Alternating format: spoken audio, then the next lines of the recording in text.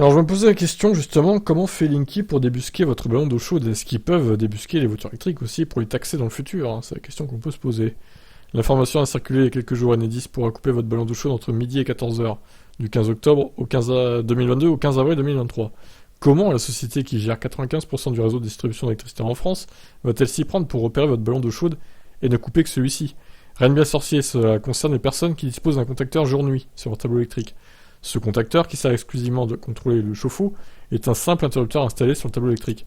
Il dispose de plusieurs positions, ouvert-fermé, et d'une troisième qui lance le fonctionnement de l'eau chaude lorsqu'il reçoit une impulsion électrique envoyée par Enedis, lorsque vous passez en heure creuse. La société ne va donc pas à proprement parler couper votre ballon d'eau chaude. Ni Linky ni Enedis n'est d'ailleurs en mesure de repérer et de connaître les différents appareils électriques présents au sein d'un foyer. Alors, ça c'est une info intéressante, donc ils peuvent pas repérer une voiture électrique en charge par exemple, ils peuvent pas la couper à distance, ou la taxer à distance. Bon, j'espère que ce ne sera pas le cas. Enedis va simplement décaler le signal d'enclenchement automatique de ce connecteur, cette impulsion électrique des heures creuses du midi aux heures creuses de nuit. D'accord, ok, bon, je comprends mieux là. En revanche, ce dispositif présente plusieurs limites. Premièrement, tout le monde n'est pas équipé d'un contacteur installé sur le tableau électrique. C'est pas fou ça. Deuxièmement, il est extrêmement facile de lancer un chauffe-eau en marche forcée. Et oui, depuis un tableau électrique. Vous devez uniquement le positionner votre disjoncteur sur la position 1, ce qui va permettre son fonctionnement pendant des heures pleines. Moi, c'est ce que je fais avec mes panneaux solaires la journée, hein. Quand il fait grand beau temps, je lance le ballon d'eau chaude de la journée. Et quand l'eau est chaude, je coupe et je lance la voiture électrique à recharger, par exemple. Je fais ça en général, ouais.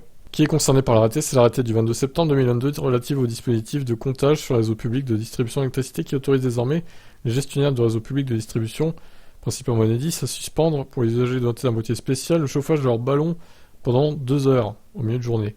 Elle ne concernera que les particuliers, les professionnels et les collectivités locales qui ont souscrit à une puissance inférieure ou égale à 36 kVA, qui disposent d'un compteur Linky et d'un abonnement à une heure creuse méridienne, soit 4,3 millions de potentiels clients sur 35 millions de compteurs.